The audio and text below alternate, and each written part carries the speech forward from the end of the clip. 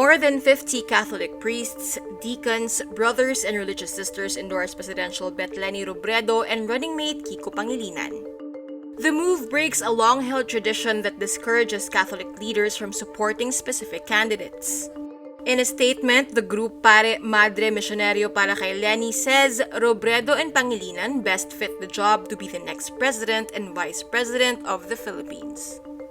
Other Catholic groups endorsing Robredo and Pangilinan include the De La Salle Brothers of the Taft community.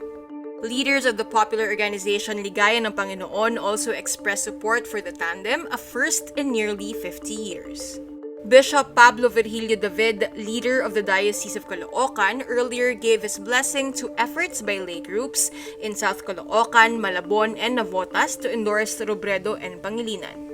This is in contrast to the controversial Mike Velarde of the Catholic charismatic group El Shaddai, who is supporting Bongbong Marcos and Sara Duterte.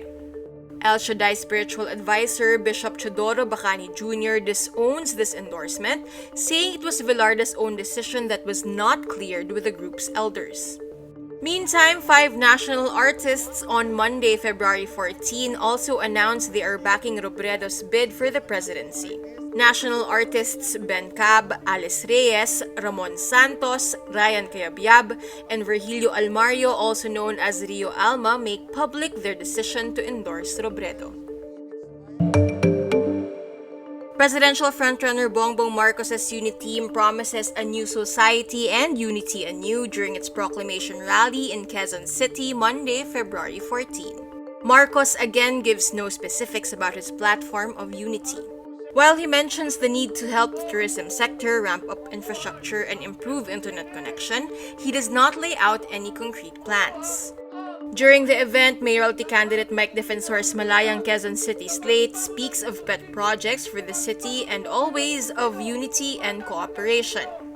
Quezon City 1st District Representative Onyx Crisologo, who is seeking to keep his post, also promises a new society come 2022.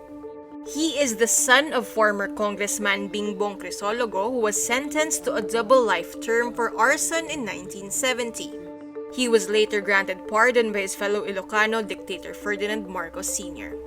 Quezon City is the most populated and most vote-rich city in the Philippines, with over 1.4 million registered voters in the 2022 polls.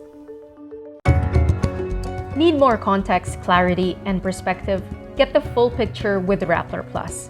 With exclusive content and events, you'll get an opportunity to discuss issues with reporters, experts, and featured guests while helping Rappler continue its fearless journalism. Join now.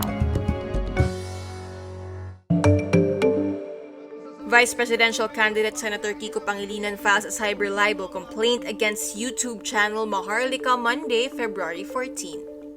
Pangilinan says the videos posted by Maharlika YouTube channel has no factual basis and are intended only to damage the reputation of his political career and private life. Pangilinan also says Google, which owns YouTube, must explain how the videos did not violate its community standards.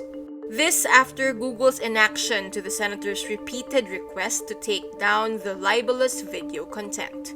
The senator previously filed libel complaints against YouTube channels Latest Chica and Starlet in July 2021 for similar false videos. YouTube has since taken down these videos. YouTube has become a hotbed for political disinformation by groups supporting politicians like the Marcos family. Earlier this year, over 80 fact-check organizations worldwide called out YouTube for its failure to address the spread of misinformation and disinformation on its website. The Department of Education's DepEd TV stopped airing fresh episodes since October 2021.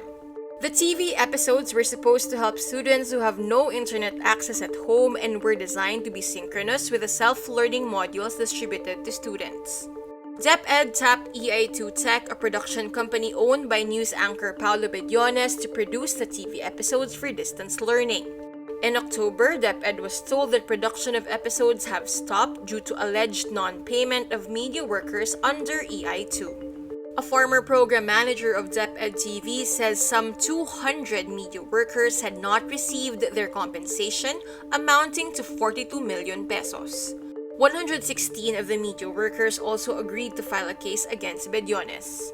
The media workers say the decision to stop production was not easy, but they had to do it because they had families to feed. 45 million pesos was allotted for the first phase of the DepEd TV project. Rappler reached out to Bediones for a comment on the issue, but he has not replied. In a pep.ph article on January 27, he said his company was fully aware of its obligations. Veteran broadcaster and former press secretary Ricardo Dong Puno Jr. died Tuesday, February 15. His sons Ricky and Donnie say he died due to a lingering illness. Puno anchored the current affairs show Dong Puno Live and Viewpoint and later on became the senior vice president of ABS-CBN News and Current Affairs. He became the press secretary in 2000 during the administration of President Joseph Estrada. He ran for the Senate in 2001 but lost. He later returned to ABS-CBN. Puno was the son of former Justice Ricardo Puno Sr. and was himself a lawyer.